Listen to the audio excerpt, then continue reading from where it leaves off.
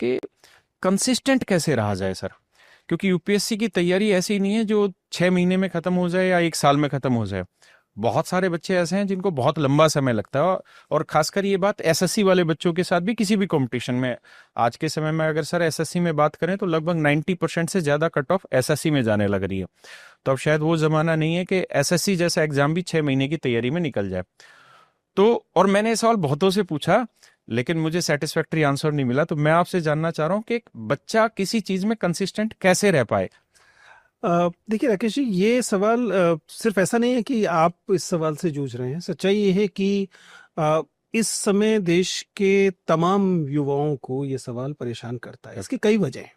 पहली वजह तो जैसा आपने कहा कि परीक्षाओं की में जो कॉम्पिटिटिवनेस है वो अब इतनी बढ़ गई है कि हर किस्म की परीक्षा जिसमें एसएससी मतलब वनडे एग्जामिनेशन भी शामिल है और सिविल सर्विसेज भी शामिल है, उसमें लगातार कंसिस्टेंसी की डिमांड ज़्यादा बढ़ने लगी है। लेकिन इसके साथ एक दूसरी चीज़ वजह भी है जो कि समाज से निकल कर आ रही है।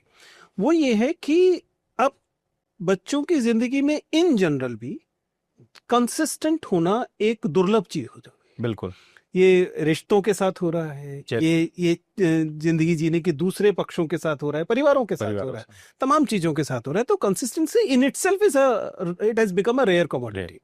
ये एक परेशानी है जिस वजह से वे विद्यार्थी, और खासतौर से अगर जब आप ये ट्रांजिशन की बात करते हैं ना कि एक एसएससी की परीक्षा की तैयारी करने वाला विद्यार्थी है, वह अगर यूपीएससी की परीक्षा की दुनिया में जाएगा तो जिस चुनौती को सबसे ज्यादा महसूस करेगा उसमें से एक कंसिस्टेंसी का मामला है। क्योंकि बहुत बार ये कहा गया कि वनडे एग्जामिनेशन 100 मीटर डैश की तरह होते हैं कि आपने अच्छे से तैयारी की और पूरी ताकत लगा के झोंक दिया अपने आप को और 6 महीने में 8 महीने में आपने निकाल लिया। हालांकि जैसा आप कह रहे हैं कि अब ये मामला मुश्किल होता जा रहा है, क्योंकि एसएससी का भी जो साइज है, जो युवा जो कोशिश कर रहे हैं, उनकी संख्या बहुत बहुत ज्यादा हो गई है।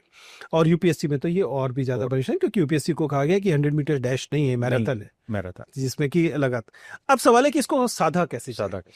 मेरा मानना है कि इसको साधने में जो पहली चीज आपको करनी है वो ये है कि you need to have a plan and then you have to work according to plan. और इसमें जो इंपॉर्टेंट फैक्टर है वो ये है कि प्लीज घंटे गिनने के हिसाब से मत पढ़िए। जब आप ये कहें कि मैं 12 घंटे 14 घंटे पढ़ूंगा तो होगा क्या कि आप 14 घंटे पढ़ रहे होंगे, आउटकम 6 घंटे का होगा, और 14 घंटे आप 14 महीने तक लगातार नहीं पढ़ सकते। उसमें फिर बीच में ब्रेक आएंगे और वो ब्रेक हर बार आपको पीछे की तरफ खींचेंगे। इसलिए you need to have a plan, पहली बात। और ये प्लान रियलिस्टिक प्लान होना चाहिए। इसमें बेसिक बात है बैलेंस होना चाहिए।